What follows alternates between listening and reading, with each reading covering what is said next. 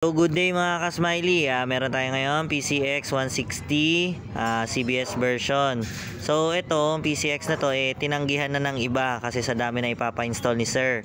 So tie switch, laser gun, DSK na parang all eye, tapos PIA horn, then stock horn, dual contact, voltmeter charger, yan. So tapos third brake light. So ayun, so thank you kay sir and welcome to Smiley Works. So, good evening mga ka-smiley. Okay, tapos na yung ating PCX 160 CBS version. Ayan, so mga upgrade ni sir ay AES, ayan, laser gun na may high and low. Ayan, so hindi pa natin pinipix, mamaya na pagka sakahan. Tapos DSK na mini driving light para siyang all. Ayan. Then dito yan nakalagay. Ayan, mamaya tig-isa sila. Okay, then punta muna tayo sa battery kung gaano kalinis. Okay, so ito yung battery side. So CBS to, marami siyang vacant. So itong left, ito yung ating all lights fuse 15 ampere. Then yung right, ito yung ating horn fuse 15 ampere din. Yan, so dito tayo naglagay ng terminal. Ayan, para pag inugot ni sir to, ayan lang. O, diba? So, wala namang gaano karaming fuse dito na i-modify kasi hindi naman to ABS. So, plug and play lang ang battery. So, ito yung wiring natin. Ayan. Lumapang yan. Then, dito. Ayan. So, ito yung ating negative. Ayan yung negative ng relay. So tatlo yan, yung tatlong relay, tapos yung isang relay ay positive trigger, negative trigger. Then dito yung stock core natin pinesto sa may ECU. Ayan. Ayan, ito yung ating wiring.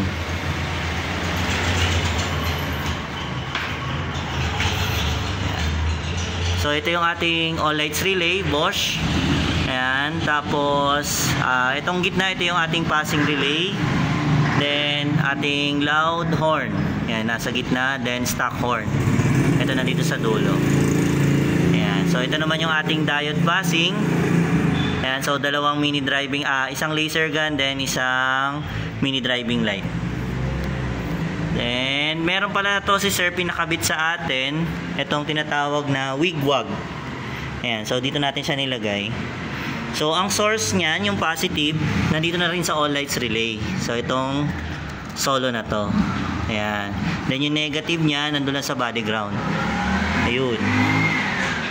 So, body ground yan ng mini driving light at saka ng negative trigger.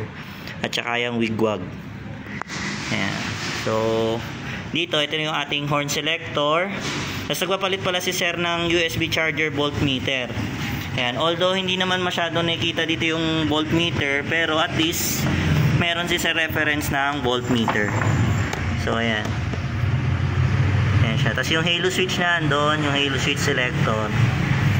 Okay. Mamaya titest natin yan. Then, pwesto ng PIA horn. Ayan, so ganyan tayo magpwesto ng PIA horn. Sa auxiliary bracket natin, ayan, dalawa magkadugtong. May dalawang nut, tapos ito, isa dito. Ayan. So yung negative natin, dito lang natin kinuha sa body ground. Ayan, naglakbay ito, papunta na to ng relay. So yun lang naman mga upgrade ni sir. Konti lang. Tapos dito pala, nag-upgrade din pala si sir ng tie switch. So makikita nyo, ganyan lang. Parang walang nangyari, stock na stock pa din. Ito yung sa mga mini driving light niya. Kasi speaking nitong isang walang laman para sa mini driving light, kasi nga dahil naka-wigwag si sir, ito naka-ready na to kapag kaayaw na ni sir ng wigwag na module. Ayan. So ilalagay lang niya, ililipat lang dito yung domino switch, tapos laser gun. Then dito sa loob nito, ayan. So may wire yan dyan. So 4 wires na rin yan. Ito yung mini driving light ballast natin. Ayan, nakasakit lang siya. Ayun, nandun. Ayan, so pag nasira na itong mini driving light ni sir, pagdating ng araw, bubunutin lang to, tapos ikakabit lang ulit. So syempre hinangin niya ng bahagya. Then ganyan tayo mag-wiring. Ayan. Yan yun, stock na stock lang yan. Yung tie switch, yung sa right side, kailangan talaga siyang dugtungan at least isang dangkal. Pero yung left side ng tie switch, sakto na siya dito sa stock. Okay na yon. So lalagyan na lang ng terminal pin at socket. May kita nyo. Ganyan. So pagka ginalaw manibela, safe na safe. Ayan. So ito yung ating tie switch. Ayan, so may passing na yan. Ang ipinapassing lang nito ay laser gun at saka yung mini driving light niya na isa. Then ito yung sa wigwag, negative trigger to.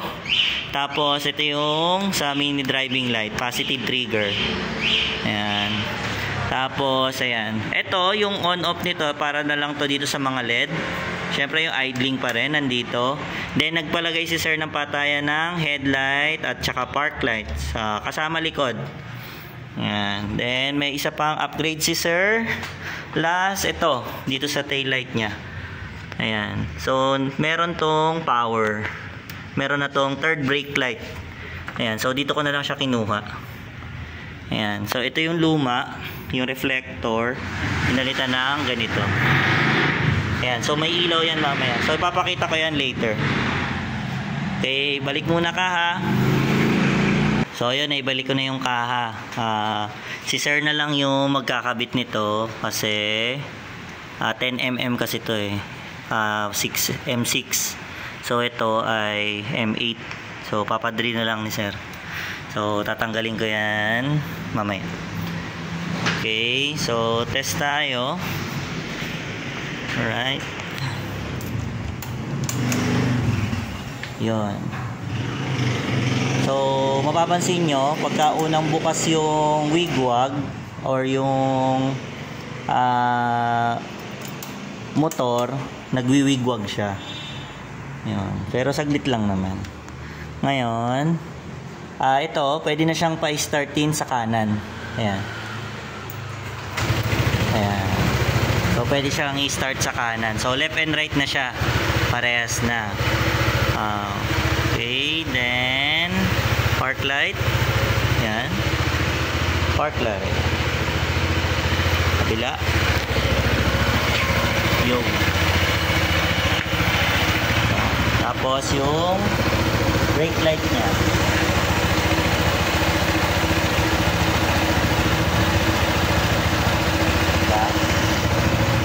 Yung brake light. Tapos ayan, headlight, high beam. Ayan. Tapos low beam ng laser gun, high beam ng laser gun. Tapos yung wigwag, yan, nagbi-blink. Tapos baba, wigwag ng baba, ayan. Tapos ang off nya delay. Okay, tapos ito yung ayan, yan yung MDL. Ayan. Tapos sa passing, yan. Passing, yan, meron. Laser gun, tsaka mini driving light. Ayan. So, ito na yung hazard nya, sa kaliwa na. Okay, tapos ito yung on-off. Ayan, may ilaw, white.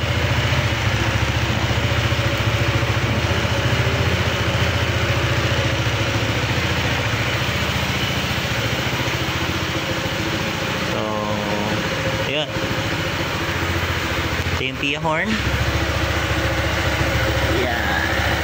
Then stock horn sa taas.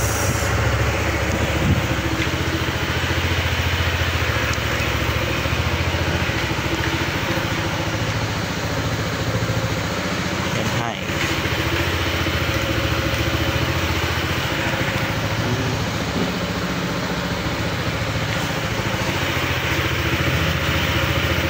Hindi na ako magte-test ng busina at sobrang ingay. So, ayan. Kanyang USB charger voltmeter. Andun yung kanyang halo switch selector. Ayun. Okay. Thanks mga ka-smiley.